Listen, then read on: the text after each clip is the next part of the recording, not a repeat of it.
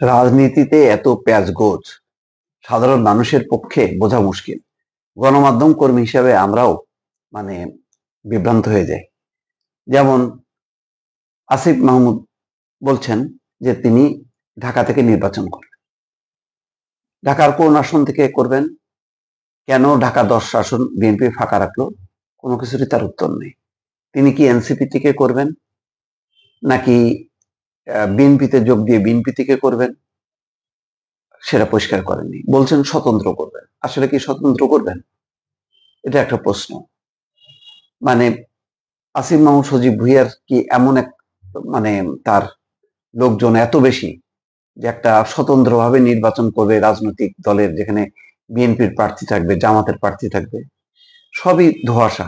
আসলে নিশ্চয়ই একটা রাজনৈতিক সিদ্ধান্ত আছে, কিন্তু যেহেতু উপদেষ্টা তিনি এখনো পদে আছেন, সেটা এখনো খোলাসা করছেন না। কিন্তু বিষয়টা হলো যে একদম শেষ মুহূর্তে খোলাসা করাটা ঠিক না। মানুষ এটাকে মনে করে এক ধরনের প্রতারণা, ভালোভাবে দেখে না। এখানে যদি সত্যি সিদ্ধান্ত নিয়ে থাকেন যে এনসিপি বিএনপির জোট হয়ে তিনি করবেন, তাহলে বলা উচিত। জামাতের সাথে যদি জোট হয়ে থাকে তাহলে সেটাও প্রকাশ করা উচিত। অথবা যেটাই করুক না কেন, যেহেতু তিনি বলেছেন যে নির্বাচন করবেন, তাহলে আর উপদেষ্টা পরিষদে থাকা উচিত না। উপদেষ্টা পরিষদের থেকে অনেক ঘটনা ঘটেছে এবং সবগুলি ভালো হয়নি। মুরাদনগর নিয়ে যে ধরনের পরিস্থিতি, সেখানে প্রতিষ্ঠিত নেতা, সেখানকার কায়কোবাদ এবং সেখানে তৎপরতাগুলো, চ্যালেঞ্জ জানানো, সব মিলায় ভালো হয়নি। এখন ঢাকা 10 আসন, ঢাকা 10টা তো বিএনপি ফাঁকা রাখছে। এমনি কি ফাঁকা রাখছে? এখানে বিএনপির লোকজন নাই? বিএনপির ভুরি ভুরি লোকজন, অন্তত 15-20 জন আছে বিএনপির নমিনেশনে নির্বাচন করতে চায়। তাহলে এই আসনটা ফাঁকা রাখলো কেন? নিশ্চয়ই কারণ আছে। আবার ঠিক সেই ঢাকা 10 আসনেই ভোটার হলেন তিনি এবং বলছেন যে তিনি ধানমন্ডিতে বসবাস করবেন এবং নির্বাচন করবেন। কিভাবে নির্বাচন করবেন সেটা তিনি বলেননি। বলছেন যে যেহেতু ঢাকা থেকে নির্বাচন করবে এটা মোটামুটি নিশ্চিত, সেই জায়গা থেকে নিজের ভোটটাও ঢাকায় নিয়ে আসা। তাহলে মুরাদনগর থেকে চলে আসলো, কায়কোবাদদেরকে জায়গাটা ছেড়ে দিয়ে চলে আসলো এখানে, ভোটটা যাতে অপচয় না হয়।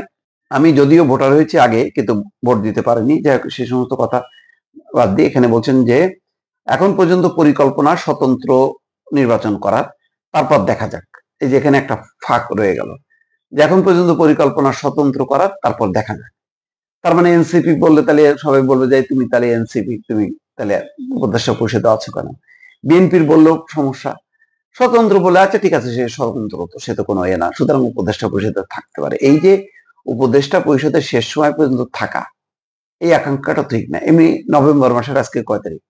আর আছে ডিসেম্বরের ফার্স্ট উইকে যদি শিডিউল করে আর 20 দিন, তো 20 দিনের জন্য অপেক্ষা না করে এখনই তো পদত্যাগ করে পরিষ্কার ভাবে নির্বাচনের বিষয়টা পরিষ্কার করে মাঠে নামাটাই ভালো ছিল। এটা আমার এটা একটা সরল অভিব্যক্তি, আমি যেভাবে দেখি। এখন ওনারা তো রাজনীতি আরো ভালো বোঝে, তারাই বুঝবে। সে নিজেতে যদি করে তার বিবেচনা একটা, আর যদি এনসিপি হয় তাহলে এনসিপির একটা বিবেচনা থাকা উচিত। যদি বিএনপি থেকে করতে চাই বা সমঝোতায় করতে চাই, তাহলে সেটাও পরিষ্কার করা উচিত।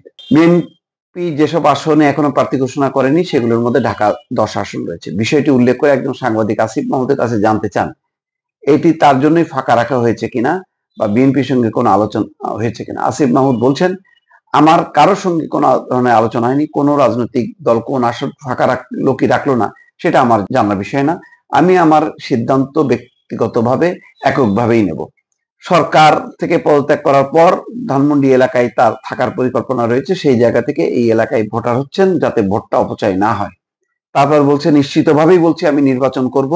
কবে নাগাদ পদত্যাগ করব এটা আপনারা জানেন, সরকারের উচ্চ পর্যায়ের সিদ্ধান্তের উপর অনেক কিছু নির্ভর করছে। আলোচনা করে দ্রুতই আপনাদের সেটা জানাবো। আসলে এইটাই করা উচিত। সরকারের সিদ্ধান্ত সরকার কেন বলবে? এটা তো নিজের রাজনৈতিক সিদ্ধান্তটা প্রকাশ করে সেই অনুযায়ী সিদ্ধান্ত নেওয়া উচিত। সব সরকারের উপর ছেড়ে দেওয়াটা তো মুশকিল। যাই হোক, একটা ধোঁয়াশা রেখে আসিফ মাহমুদ ঢাকা থেকে নির্বাচন করবেন। ঢাকা 10-এর হয়তো তিনি ভোটার হয়েছেন, এখান থেকেই নির্বাচন করবেন, কিন্তু এই রাজনৈতিক সিদ্ধান্তটা পরিষ্কার হওয়া উচিত।